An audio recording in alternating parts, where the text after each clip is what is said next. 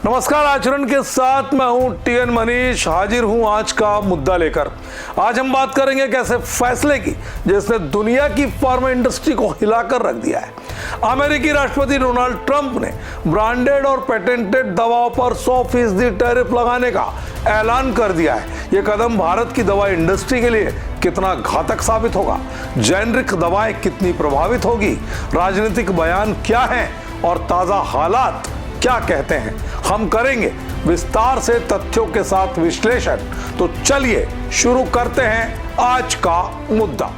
25 सितंबर 2025 को ट्रंप ने ऐलान किया कि 1 अक्टूबर से आयातित ब्रांडेड और पेटेंटेड दवाओं पर 100% टैरिफ लगेगा जब तक कंपनियां अमेरिका में प्लांट नहीं बनाती। ये मेक इन अमेरिका पॉलिसी का हिस्सा है और ट्रंप ने इसे राष्ट्रीय सुरक्षा का मुद्दा करार दिया। उन्होंने कहा, हम दवाओं के लिए विदेशों पर निर्भर नहीं रह सकते। कंपनियां अमेरिका में फैक्ट्रियां बनाएं या 100% टैरिफ दें।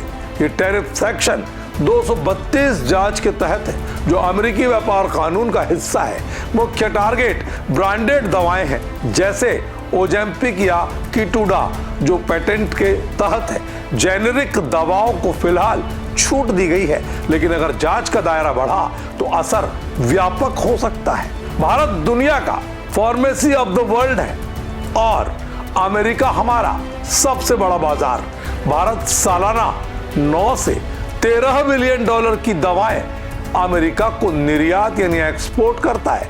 अच्छी खबर यह है कि हमारे 95% एक्सपोर्ट जेनरिक दवाओं के हैं जो छूट में है। भारत अमेरिका की 47% जेनरिक दवाओं को सप्लाई करता है, जिससे अमेरिका को 2022 में 219 बिलियन डॉलर की बचत हुई। लेकिन कॉम्प्लेक्स जेनरिक्स या ब्रांडेड जेनरिक्स पर अनिश्चितता बरकरार है। कंपनियां जैसे Sun pharma, doctor Reddy's, Cipla, Lupin पर असर पड़ेगा क्योंकि उनका 30 से 50% रेवेन्यू अमेरिका से आता है। 26 सितंबर को भारतीय फार्मा शेयर्स 2 से 4% गिरे, लेकिन आज रिकवर हो रहे हैं। इंडियन फार्मास्यूटिकल अलायंस का कहना है कि जेनरिक्स सुरक्षित है, लेकिन जांच का दायरा बढ़ने पर चिंता बढ़ी हुई है। जेनरिक दवाएं सस्ती होती है क्योंकि वे पेटेंट खत्म होने के बाद बनती है। भारत की ताकत यही है, हम कम लागत वाली जेनरिक दवाएं बनाते हैं। ट्रंप का टैरिफ मुख्य रूप से ब्रांडेड दवाओं पर है जो यूरोपीय कंपनियों से आती है। आयरलैंड, स्विट्जरलैंड और जर्मनी 40% से अधिक ब्रांडेड दवाएं सप्लाई करते हैं, इसलिए उन्हें बड़ा झटका लगेगा।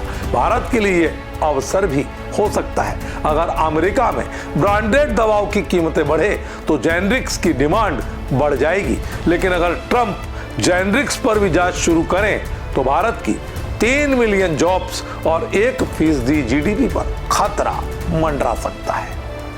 ट्रंप के बयान राजनीतिक हैं, वे चुनावी वादों को पूरा कर रहे हैं। अमेरिका फर्स्ट पर जोर। उन्होंने ट्रुथ सोशल पर लिखा, 100% टैरिफ ब्रांडेड दवाओं पर जब तक अमेरिका में प्लांट ना बने। भारत सरकार ने अभी आधिकारिक प्रतिक्रिया नहीं दी, लेकिन ट्रेड नेगोशिएशंस तेज हो सकते हैं। एक्स पर यूजर्स कह रहे हैं ये ट्रंप की डायवर्शन टैक्टिक है, जैसे एप्स्टीन फाइल्स से ध्यान हटाना। ताजा अपडेट, 27 सितंबर 2025 तक भारतीय फार्मा इंडस्ट्री अनफेज्ड है, लेकिन स्टॉक मार्केट में उतार चढ़ाव जारी है।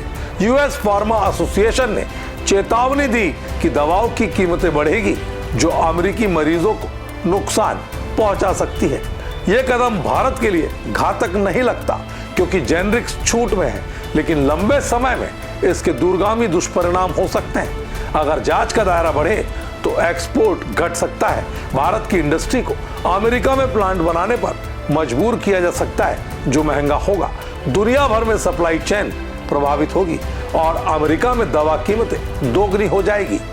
पॉजिटिव साइड, भारत अन्य बाजारों की तलाश कर सकता है जैसे यूरोप या अफ्रीका।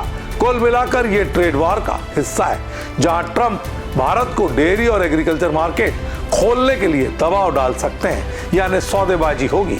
लेकिन भारत मजबूत स्थिति में है क्योंकि हमारी जेनेरिक मॉडल सस्ती और भरोसेमंद है।